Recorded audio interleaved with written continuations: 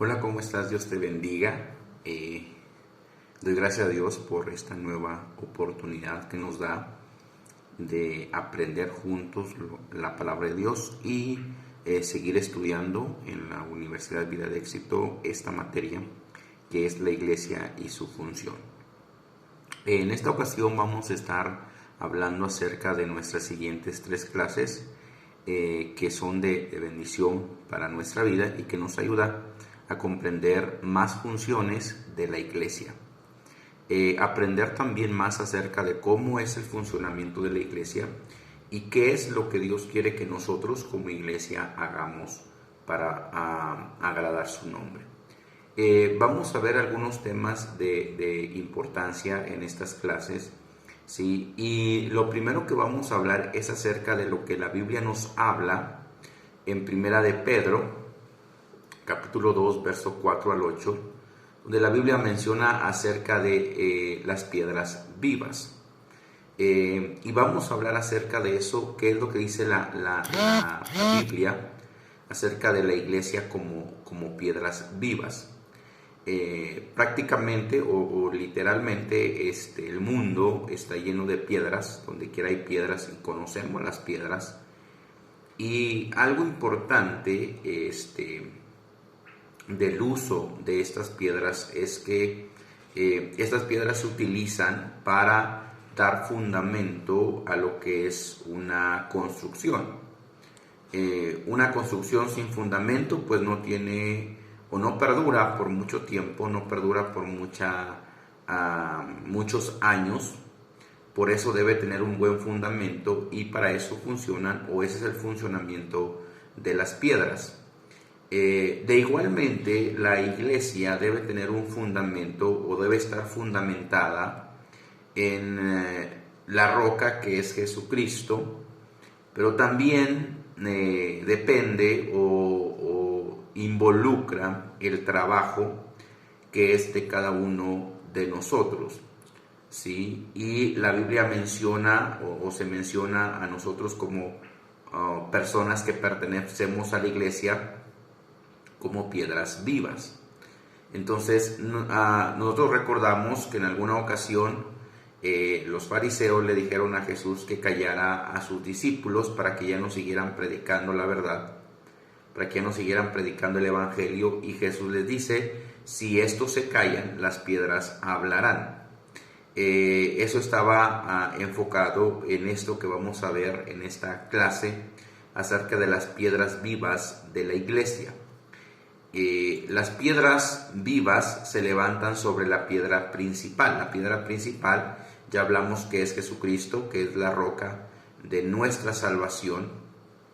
Y en Primera de Pedro 2:4 nos menciona esto, que Cristo es una piedra viva. Y Pedro llama a Jesús de esta manera porque Jesús se levantó de los muertos, recordemos de su resurrección. Y se menciona de varias formas a Jesús como piedra, como fundamento, ¿sí? También se menciona a Jesús como piedra angular. Y eso también lo menciona el apóstol Pablo. Dijo que no hay otro fundamento sobre el cual podamos levantar el edificio de nuestra fe. Eso lo mencionó el apóstol Pablo en Efesios capítulo 2, verso 20. Hablando acerca de Cristo como la piedra angular, ¿sí? Y la consistencia de un edificio depende de la piedra. Entonces, la consistencia o la fortaleza de la iglesia depende de la piedra angular o de la piedra principal, que es Cristo Jesús. ¿Ok? Entonces, lo que nosotros vamos a aprender en esto es la importancia del fundamento. Como ya lo veíamos en una clase anterior, el fundamento es Cristo. Pero también vamos a ver que se menciona a nosotros como piedras vivas. Entonces vamos a ver que en esta ocasión nosotros vamos a aprender la importancia de las piedras y cómo se menciona a Cristo hablando acerca de cada una de estas piedras, ¿sí? También se menciona a Cristo como la piedra rechazada. Y eso también se habla, ¿no? La piedra que rechazaron los edificadores ha venido a ser la principal piedra del ángulo, que es Jesucristo. En Mateo capítulo 21, verso 33 al 46, nos habla acerca de la piedra que los constructores rechazaron, hablando acerca de nuestro Señor Jesucristo como fundamento de la iglesia. Y vamos a ver algunas formas en cómo esta piedra fue rechazada. Por ejemplo, fue rechazada cuando nació. Recordemos que Herodes rechazó esto. Fue rechazada cuando creció por los fariseos o por la élite religiosa. Y también Jesús fue rechazado por los hombres de Gadara, quienes no vieron el milagro hecho en el endemoniado, en el poseído, sino la destrucción de sus cerdos. Recordemos esta historia cuando Jesús viaja a Gadara y ahí estaba el endemoniado gadareno, y ellos tuvieron temor por el milagro que había ocurrido, pero no dieron gracias a Jesús por el milagro que había hecho y que había liberado a ese hombre de los demonios, sino por lo que ellos habían perdido. Recordemos que los demonios pidieron entrar en los cerdos, y estos se echaron por un despeñadero y murieron. Entonces ellos lo que vieron fue las pérdidas de su negocio, de lo que ellos tenían en ese tiempo, y no valoraron el milagro que Jesús había hecho en este hombre. Entonces también se reconoce a Cristo como la piedra rechazada. Otra de las formas también como se menciona a Cristo es, y para muchos no lo vemos de esta manera, pero también fue una piedra de tropiezo. Y desde los tiempos de Cristo muchos hombres encontraron en Jesús una piedra de tropiezo. Los hombres que habían hecho su propia propaganda para salvarse, especialmente el sistema riguroso de la ley o los religiosos, encontraron en Jesús una piedra de tropiezo.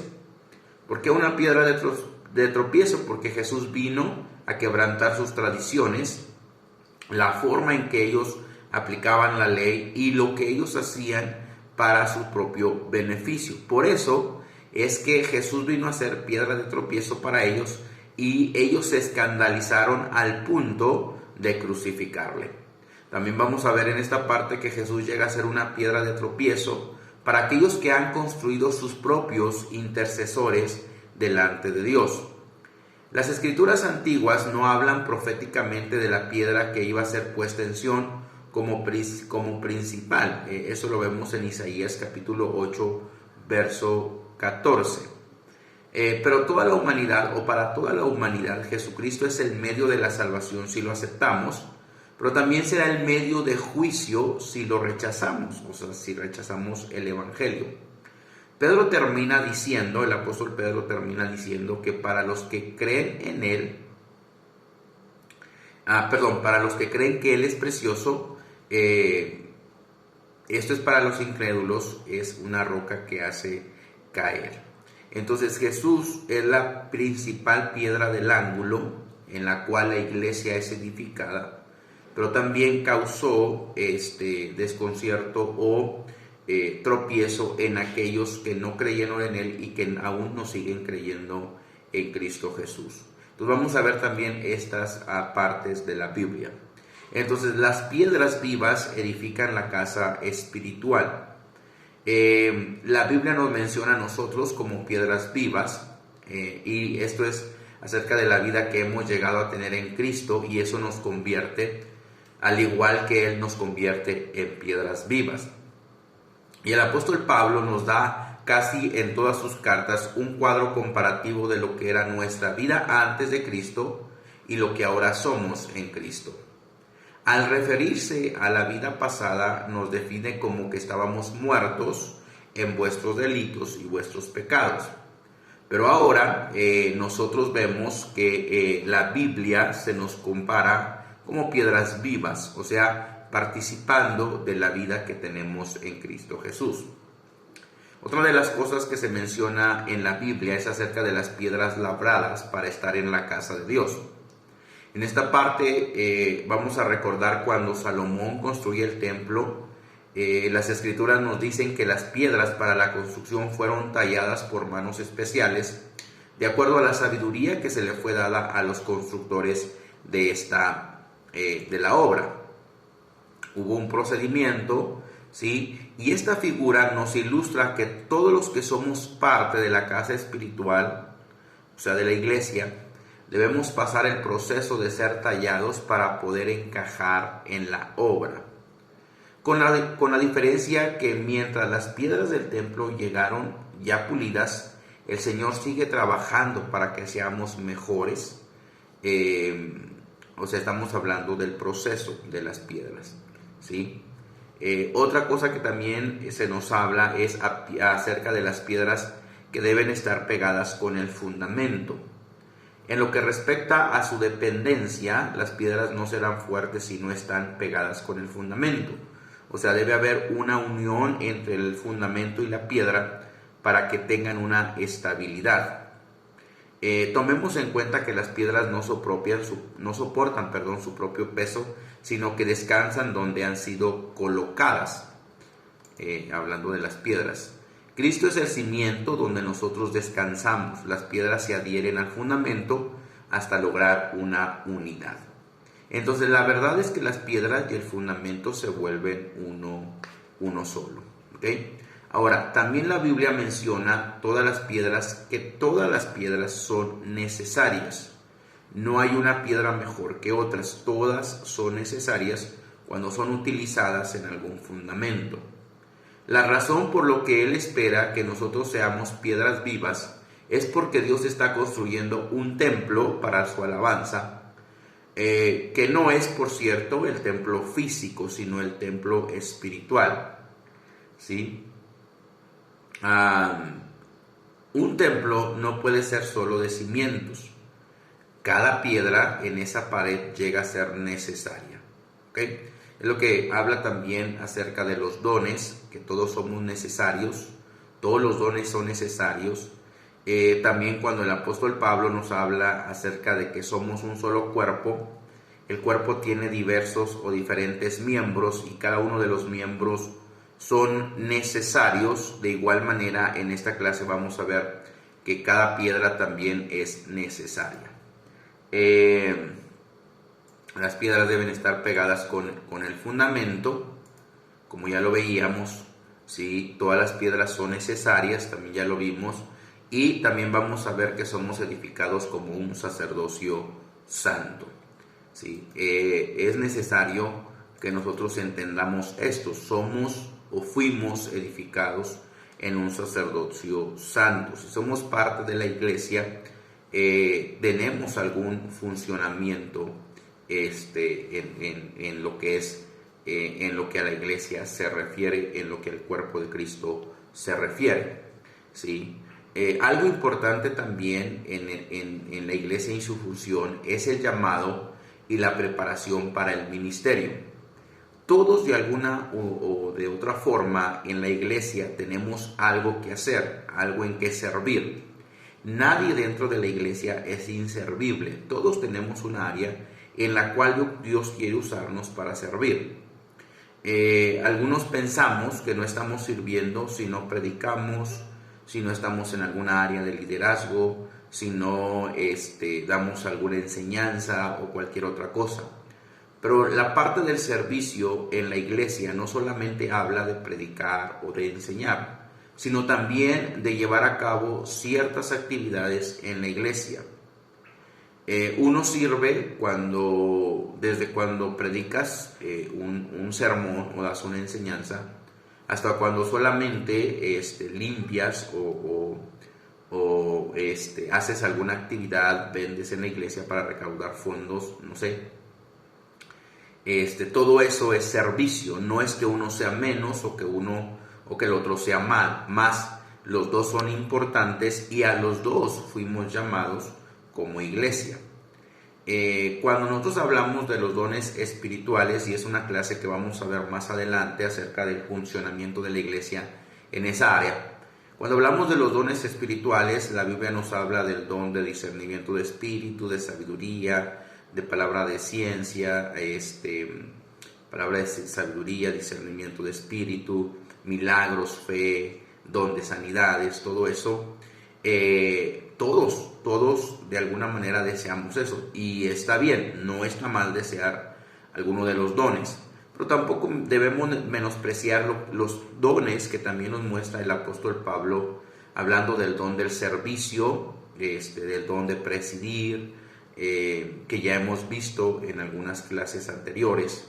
Entonces todo eso requiere de un llamamiento, pero también de una preparación para servir en el ministerio. Entonces vamos a ver esa parte. Nadie que no haya sido llamado por el Señor y puesto por el Espíritu Santo en el ministerio podrá tener vocación de servicio. No todos podemos servir en la misma área. Algunos sirven en la predicación, otros sirven no sé, con los niños, con los adolescentes, con los jóvenes. También vamos a ver eso más adelante. Pero todos hemos sido llamados a algo. Nadie en la iglesia está solamente para recibir. Alguien, de alguna forma tienes algún llamado o Dios te llamó a algo.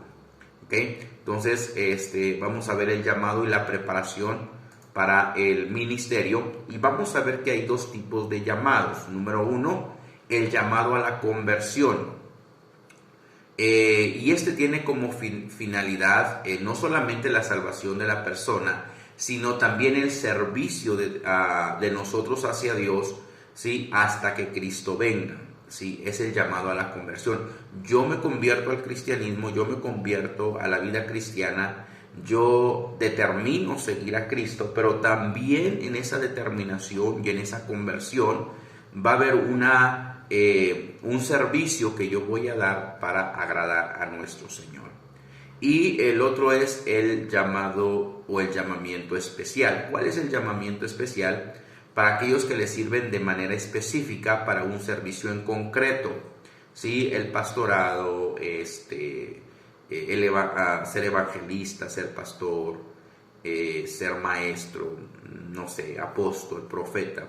¿Sí? Es un llamado especial que no a todos se nos da, ¿sí? Sino a aquellos que Dios ve en ellos ciertas características, ciertas cosas que Dios los llama al ministerio. No quiere decir que aquellos que no son llamados a un ministerio no son especiales, sí lo somos, pero recordemos que en el cuerpo también hay unos miembros que son más esenciales, por así decirlo, que otros.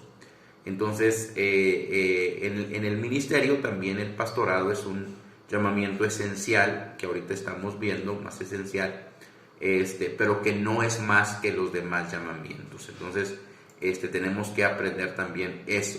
¿Okay? Vamos a ver también lo que es la realidad del llamado, cómo es que Dios nos llama, ¿sí?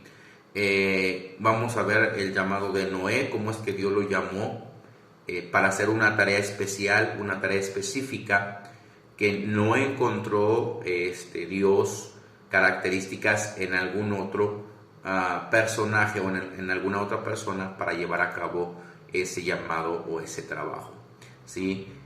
Nosotros sabemos que el ministerio es un regalo de Dios dado a la iglesia, porque Efesios capítulo 4, verso 1 al 12 nos dice que Él mismo constituyó a unos apóstoles, a otros evangelistas, a otros profetas, a otros evangelistas, a otros pastores y maestros, a fin de perfeccionar a los santos para la obra del ministerio, para la edificación del cuerpo de Cristo. Y eso es para lo que Dios nos llama, para edificar su cuerpo. Algunos lo edificamos de una manera, otros lo edificamos de otra manera, pero todos estamos de una u de otra forma edificando el cuerpo de Cristo cuando somos llamados, ¿sí? a lo que es el ministerio. Entonces vamos a ver que el llamado es esencial, ¿sí? Ya que el líder espiritual guiará a su pueblo y será un modelo a imitar, marcando el estándar a seguir. Vamos a ver el ejemplo del profeta Oseas, cómo fue llamado, ¿sí? Y en Oseas capítulo 4, verso 9 nos da un ejemplo y dice: y será el pueblo como el sacerdote. Entonces el llamado es esencial, y aquel que tiene un llamado, por ejemplo el pastor, el evangelista y cada uno de ellos, ¿sí? Tienen que dar un buen ejemplo. ¿Por qué? Porque están siendo seguidos por muchas otras personas, ¿okay? El llamado también es reconocido. No solamente Dios te reconoce que tienes ese llamado, sino que también los demás reconocen el llamado. Algunas veces decimos, a ese hermano, a esa hermana le gusta mucho servir, siempre está sirviendo, siempre es así. Entonces esa persona tiene ese llamado, es reconocido por Dios, pero también es reconocido por los demás. Entonces el llamado se reconoce, todos ven, te identifican con ese llamado que tú tienes, sin que tú lo andes diciendo, sin que tú lo andes divulgando. La gente se da cuenta que tienes ese llamado. Hoy en estos tiempos estamos viendo cómo muchos quieren ser reconocidos como apóstoles, como profetas, y el reconocimiento pues se da con el trabajo que tú haces, ¿no? Entonces solamente es hacer lo que Dios te está llamando a hacer y sin buscar el reconocimiento. Entonces cuando tú haces el trabajo, Dios te reconoce, Dios dice, pues Dios sabe el ministerio al que te ha llamado o el servicio que a ti te gusta llevar a cabo, pero también los demás se van a dar cuenta de ese llamado que tú tienes. El llamado es limitado. No cualquiera puede tener llamado para algún ministerio, pero todos tenemos responsabilidad a servir, ¿sí? No cualquiera es llamado a un ministerio. Aquí quiero especificar o ser claro y específico. Una cosa es ser llamado a un ministerio y otra cosa es servir en el ministerio. Todos hemos sido llamados a servir de una o de otra forma, ¿sí? Por eso estoy hablando de que el ministerio es limitado. Entonces no podemos decir, no, pues es que yo no soy el pastor, que el pastor sirva. No, ¿sí? El pastor sirve en su área, pero también la iglesia sirve en la área que le corresponde. Y eso lo vemos muy claro en la iglesia primitiva, cuando vemos que los apóstoles estaban atendiendo en enseñar, en aconsejar, en ver la necesidad espiritual de las personas, pero estaban olvidando el área natural, por así decirlo. Entonces lo que ellos hacen es que llaman o escogen los diáconos. Ahí es cuando ya nace lo que es el diaconado.